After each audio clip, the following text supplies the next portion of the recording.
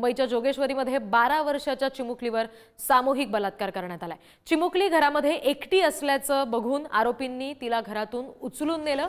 चिमुकलीला घरातून उचलून नेऊन आरोपींनी तिच्यावर बलात्कार केल्याचं उघड झालंय। लैंगिक अत्याचार केल्यानंतर आरोपींनी या चिमुकलीला दादर परिसरात सोडून दिलं आणि 5 नराधम आरोपींना जोगेश्वरी पोलिसांनी आता बेड्या ठोकल्यात। जमाल, आफ्ताब, महफूज, हसन, जाफर अशी या 5 नराधमांची नावं आहेत। अल्पवयीन मुलगी दादर रेल्वे स्थानकात भटकत होती आणि पोलिसांना संशय आला, त्यामुळे त्यांनी तिची विचारपूस केली आणि तेव्हा तिनं सामूहिक बलात्काराची माहिती दिली।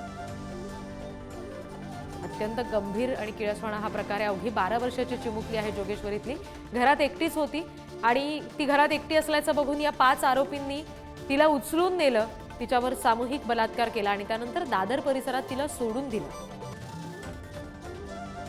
आणखी तपशील आपण घेणार आहोत। प्रतिनिधी धनंजय दळवी आपल्याशी जोडले गेलेत त्यांच्याकडून। धनंजय, पोलिसांनी या सगळ्या प्रकरणामध्ये आता काय कारवाई केली आहे? या नराधमांना काय शिक्षा सुनावली गेली आहे का?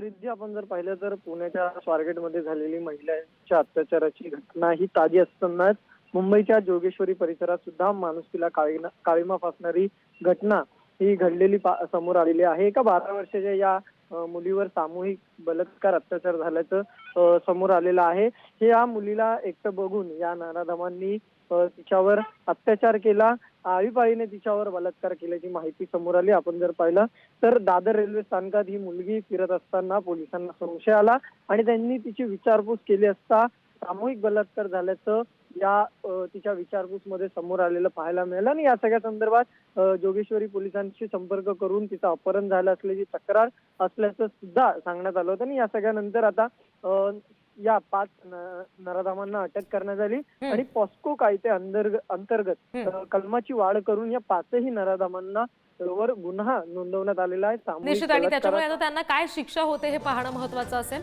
कारण अशा गुन्हेगारांवर वचक बसणं फार आवश्यक आहे। धन्यवाद धनंजय दिलेल्या सगळ्या माहितीसाठी।